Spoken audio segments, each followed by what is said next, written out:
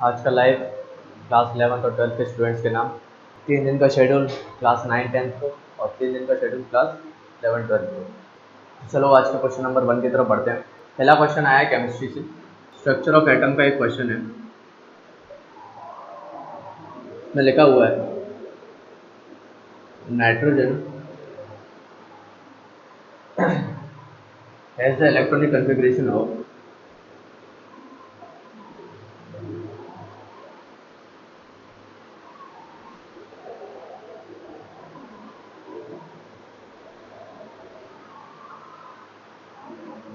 क्या रहता है इसका electronic configuration and not 1s2 2s2 2px 2 2py1 2pz0। मैंने बोला कि जो नाइट्रोजन का इलेक्ट्रॉनिक कॉन्फ़िगरेशन है वो ये क्यों होता है कि 1s2 2s2 2px1 2py1 plus 2pz1, तीनों जो उसकी प्रोफाइल्स है इसकी पी शेल की, पी ऑर्बिटल की, वहाँ पर ये 3 सबशेल्स में किस तरीके से ये एक एक इलेक्ट्रॉन पहुंचा हुआ है, बजाय इसके कि इस तरीके से भी शिफ्ट हो सकता था कि 1s2 में मतलब 1s में 2 और 2s में 2 और 2px में 2 आ गए, 2py में 1 आ गया, 2pz में 0। इस तरीके से भी फिल हो सकता था, लेकिन इस तरीके से फिल नहीं होता है। और इस तरीके से फिल होता है, ऐसा क्यों और ऐसा किसने प्रपोज किया? By and who propose this? NEET का क्वेश्चन है, नीट में दिखाई दिया है एग्जाम पेपर में, थोड़ा सा इजी है। क्वेश्चन ये है कि नाइट्रोजन का जो इलेक्ट्रॉनिक कॉन्फ़िगरेशन है वो ये है, ये नहीं है, ये क्यों है और ये किसने प्रपोज किया वो देखते हैं। देखो, इस चीज़ को प्रपोज करने वाले थे हमारे हंट भाई साहब, हंट्स रूल। हंट्स जो हंट भाई साहब थे उन्होंने रूल दिया। रूल भाई साहब हंट, ये उनका नाम है। अलग अलग जगह अलग अलग तरीके से प्रपोज करते हैं उनके नाम को, ठीक है। तो ये वो थे, इन्होंने प्रपोज किया। इनका कहना ये था,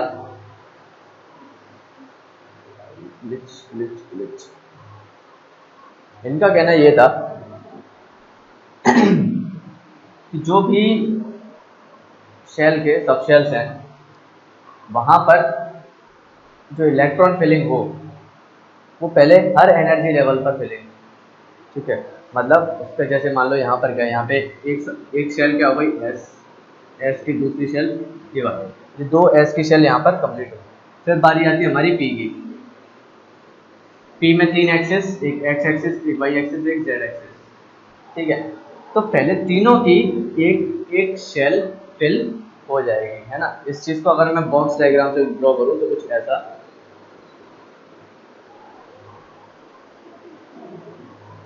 ठीक है। ये 1s, ये 2s का और ये 2p का, ठीक है। px py pz, ठीक है। पहले एक s का इसमें फिल, दूसरा इस तरफ फिल, ये ऑपोजिट डायरेक्शन वाला, ये भी बताना है अभी, ये किसने बताया था, ठीक है। फिर 1s, फिर 2s का फिल हुआ, फिर 2s का सेकंड वाला फिल हुआ, फिर हमारा p का। अब p में पहले p का px py फिर pz, इस तरीके से फिलिंग होगी, ऐसा हमारे भाई साहब ने बोला है, सिंपल, ठीक है। और अगर मैं इसकी बात करूं तो इसमें किस तरीके से फिलिंग हो रही है, इसमें 1s 2s 2p,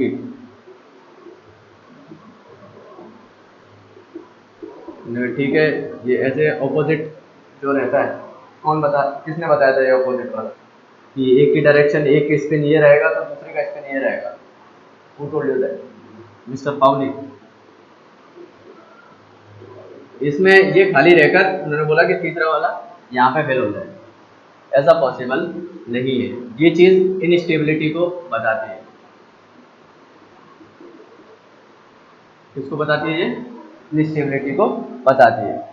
इस कंडीशन में देखो पहले ऑर्बिटल जो होगा वो कैसा होगा, हाफ फिल्ड होगा। क्या होगा वो, हाफ फिल्ड। जैसा कि बताया गया कि जो हाफ फिल्ड ऑर्बिटल्स होते हैं वो ज़्यादा स्टेबल होते हैं। कैसे होते हैं, मोर स्टेबल होते हैं। ये हमारे कैसे होते हैं, ये लेस स्टेबल है। तो ऑब्वियस सी बात है, हर एटम अपने आप को किस स्टेट में रखना चाहता है, मोर स्टेबल स्टेट में। तो मोर स्टेबल स्टेट में रखने के लिए वो अपने आप को हाफ फिल्ड बना लेता है, ठीक है, और वो वाला नहीं बनाता। ठीक है, आगे बढ़ते हैं अगले क्वेश्चन की तरफ। अगला क्वेश्चन फिर स्टेबिलिटी के ऊपर ही है। The stability of ferric iron, sorry ferric ion, the stability of ferric ion is due to, options हैं half filled f orbitals,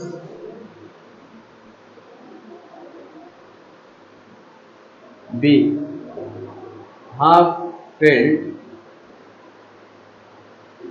d orbitals,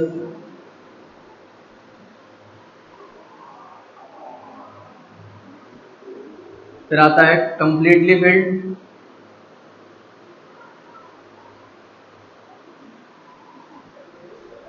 f orbitals, और कंप्लीटली फिल्ड d ऑर्बिटल। ठीक है, इसका आंसर क्या होना चाहिए। फेरिक आयन की बात हो रही है यहाँ पर कि फेरिक आयन स्टेबल क्यों होता है।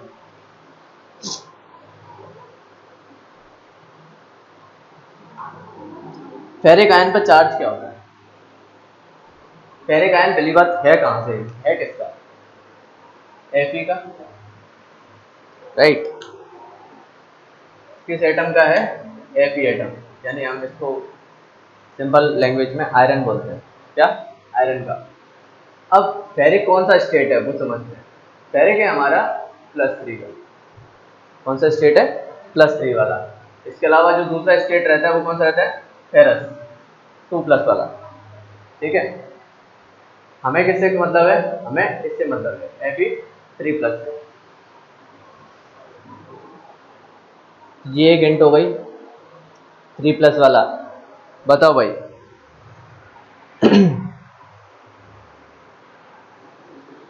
क्या मौजूद रहता है यहाँ पर, इतने से समझ में आ रहा है Fe3+ से। देखो यहाँ पे क्वेश्चन के अंदर दो उनकी बात करेगी, कौन कौन से ऑर्बिटल्स की, एक तो f ऑर्बिटल और एक d ऑर्बिटल। पहले इन दोनों को समझते हैं। f ऑर्बिटल,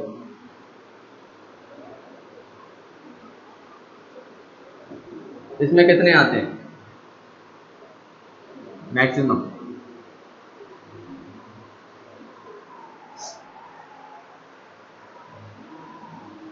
और d ऑर्बिटल,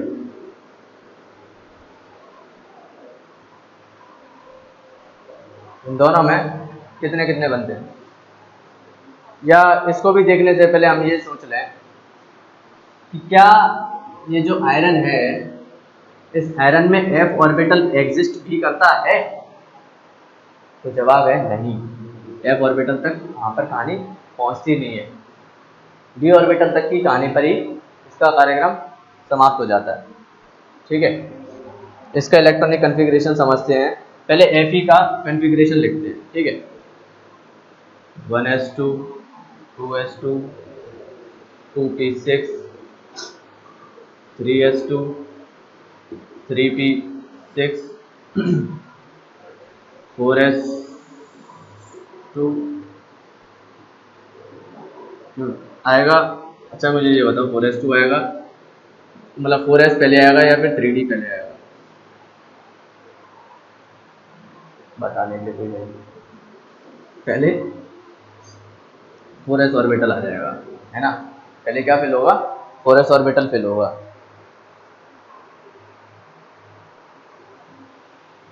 तो क्या फिल होगा 4s2 और 3d कितने 6, इतने तक फिल होते हैं और इतने में Fe का एटॉमिक नंबर कंप्लीट हो जाता है, यानी कि इसकी जो शेल्स हैं वो फिल हो जाते हैं। अब यहाँ पर जब बात आएगी वो किसकी आएगी, आयंस की। Fe3+ आयन, Fe3+ आयन कब बनेगा। लैपटॉप के साथ इतनी प्रॉब्लम क्यों हो रही है भाई, क्या हो रहा है आज तुझे।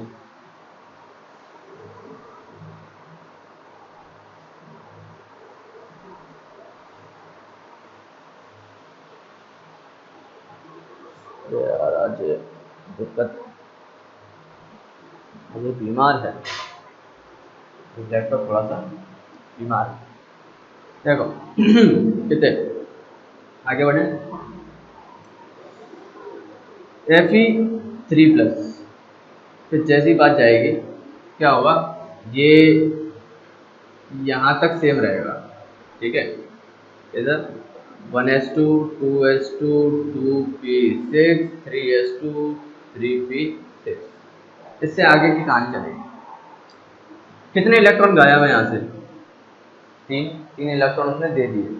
वो 3 देगा किस तरीके से, जैसा कि पहले क्वेश्चन, जैसे इससे पहले वाले क्वेश्चन में क्या था कि नाइट्रोजन था, नाइट्रोजन ने अपने आप को स्टेबलाइज करने के लिए अपने हाफ फेल्ड ऑर्बिटल सबसे पहले बनाए।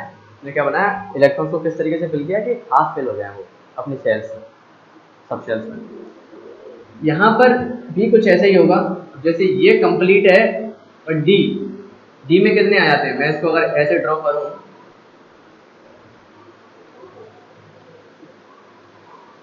एक दो तीन चार, कितने होते हैं, ये हमारा 4s ऑर्बिटल और ये हमारा 3d ऑर्बिटल। 4s पहले क्यों है 3d से, ये क्लियर होगा आई होप। ये ऑब्वियस आपने ये वाली कहानी बताई थी, 4s 3d से पहले इसलिए आया क्योंकि 4s का जो एनर्जी लेवल है वो कम है 3d से, ठीक है। तो ऑब्वियस आपके हिसाब से क्या कहानी थी, नॉर्मल जिसकी एनर्जी कम होगी वो पहले आएगा, जिसकी एनर्जी बाद में होगी वो, मतलब जिसकी एनर्जी ज़्यादा होगी वो बाद में आएगा, ठीक है, ध्यान रहे। तो यहाँ पर अगर देखा जाए तो जो 4s ऑर्बिटल है उसकी एनर्जी कम है कंपेयर टू 3d ऑर्बिटल के, भले ही वो दूसरी शेल का है स्टिल, ठीक है। तो इस वजह से यहाँ पर 4s पहले आया 3d बाद में। तो 4s2 कुछ इस तरीके से बिल्ड है, मैं इनको दूसरे मार्कर से ड्रॉ कर देता हूँ। अभी ये 3+ का नहीं लिखा है मैंने, अभी ये इसी के चल रहा है, ठीक है। 1 2 3 उन साहब के हिसाब से भरेंगे, 5 और 1 6, इस तरीके से फिल होंगे, क्लियर। अब अगर यहाँ पर देखा जाए इसको Fe3+ को, तो 3 इलेक्ट्रॉन निकलेंगे।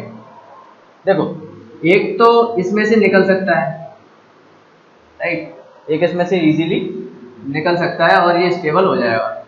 मैं 3 इसमें से निकालूंगा तो कहीं से कहीं तक स्टेबिलिटी बनेगी, नहीं बनेगी, ये near to the half field है, राइट, क्या है ये near to the half field है, तो इसमें से एक इलेक्ट्रॉन निकल जाएगा, तो ये हाफ फील्ड हो जाएगा। देखा जाए तो ये जो 4s के ये दोनों अगर यहाँ से निकल जाए तो ये पर्टिकुलर आयन स्टेबल भी रहेगा, है ना, क्योंकि हाफ फील्ड ऑर्बिटल भी होगा और या तो 0 हो या फिर 2 हो s में, ठीक है। एक अनस्टेबल को प्रमोट करता है, अनस्टेबिलिटी को प्रमोट करता है। तो यहाँ पर क्या हुआ, यहाँ के ये दोनों निकल जाएंगे और एक इसका निकल गया, तो क्या बन गया, यहाँ तक ये पूरा सेम 4s0 और 3d5, ये हमारा किसका इलेक्ट्रॉनिक कॉन्फ़िगरेशन बन गया, Fe3+ का। और ऐसा बनने की वजह से ही ये हमारा कैसा होता है, स्टेबिलिटी को, इसकी स्टेबिलिटी हाई होती है, इसके अंदर स्टेबिलिटी ज़्यादा होती है। अभी यहीं पर मैं किसका बनाऊँ, Fe2+ का। ऑब्वियस सी बात है Fe2+ थोड़ा सा लेस स्टेबल होगा, क्यों होगा, देखो फेरस जैसे अपन बोलते हैं, ठीक है, ये क्या है हमारा फेरस है, ये क्यों लेस स्टेबल होगा, देखो जरा इसके लिए भी हम ड्रॉ करें, एक s का 5 इसके, कितने निकलने हैं, 2 निकलने हैं, मान लो एक इसका भी निकल गया या फिर दोनों इसके भी निकल गए एस के, तो भी क्या गड़बड़ है, एक इसका रह जाएगा जो कि उसको अनस्टेबिलिटी की तरफ लेके जाएगा। इसमें से दो निकल नहीं सकते, इसमें से कितना निकलेगा, एक ही निकल पाएगा इजीली, दूसरा निकालने के लिए एनर्जी ज्यादा लगेगी। तो देखा जाए तो एक इसका निकल गया और एक इसका निकल गया, तो जिसकी वजह से वो क्या हो गया, वो काफी हद तक अनस्टेबल हो गया। इसका भी निकलने की जगह दो इसमें से ही निकल जाएंगे, एस में से भी नहीं निकलेगा दूसरा वाला, ठीक है। तो 4s2 और 3d4 रह जाएगा वहां पर, जिसकी वजह से वो अनस्टेबल रहेगा। कौन, ये वाला Fe2+ Fe3+ से, ठीक है। एक और नीड वर्दी क्वेश्चन फिजिक्स की तरफ से, motion in a straight line में क्वेश्चन है, a bullet is fired with a speed of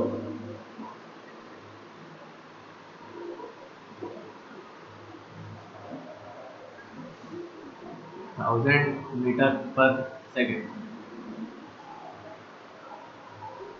In order to hit a target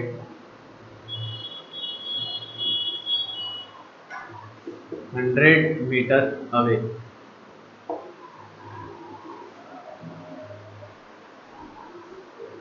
इन्होंने if g is equals to 10 meter per second square,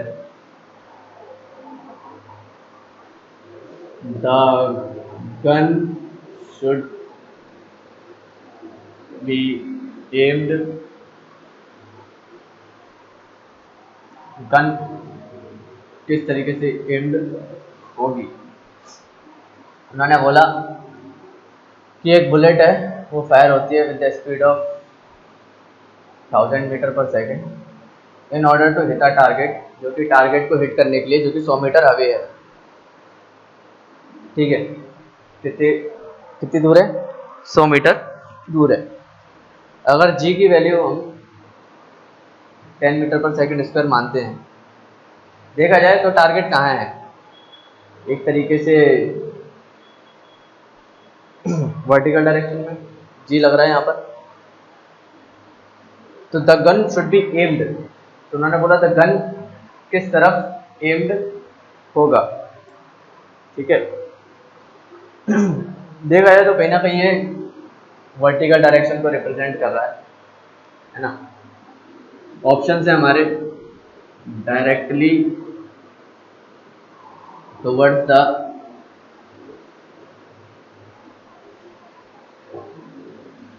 target, किस तरफ, directly target की तरफ,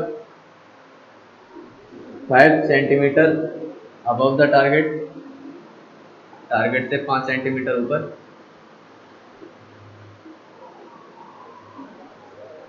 तीसरा बोला उन्होंने 10 सेंटीमीटर अबव द टारगेट,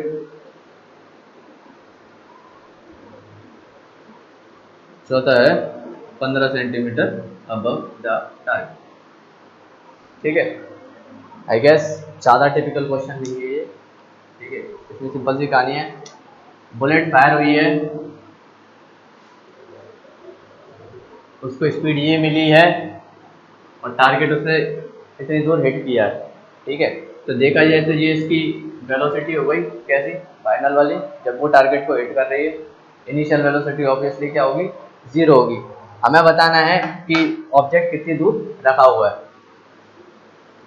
हमें एस बताना है, ठीक है। इनिशियल वेलोसिटी ऑब्वियसली यहाँ पर 0 होगी, फाइनल यहाँ पर दी हुई है,